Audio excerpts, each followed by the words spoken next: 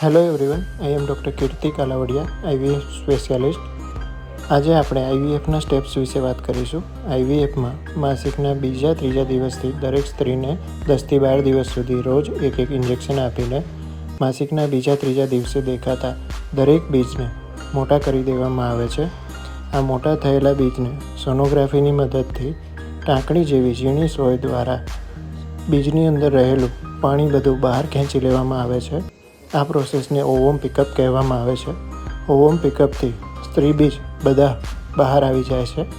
આ દરેક સ્ત્રી બીજને લેબોરેટરીમાં માઇક્રોસ્કોપની નીચે જોતાં દરેક સ્ત્રી બીજની અંદર ભાઈનું એક શુક્રાણુ અંદર નાખી દેવામાં આવે છે. આ પ્રોસેસને ઇક્સી કહેવામાં આવે છે. આ પ્રોસેસ પછી સ્ત્રી બીજને 1થી 5 દિવસ સુધી લેબોરેટરીમાં મોટા કરવામાં આવે છે. 5મા દિવસે કંઈક આ પ્રકારે બાળકો તૈયાર થઈ ગયા હોય છે. આ બાળકોને માસિકની જગ્યાએથી ગર્ભાશયની અંદર એક કે બે કરીને ટ્રાન્સફર કરવામાં આવે છે.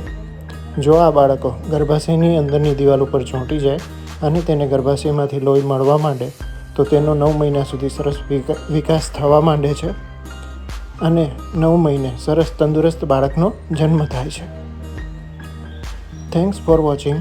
પ્રેગ્નન્સીને લગતી કોઈપણ સમસ્યા માટે નીચેના નંબર પર સંપર્ક કરો.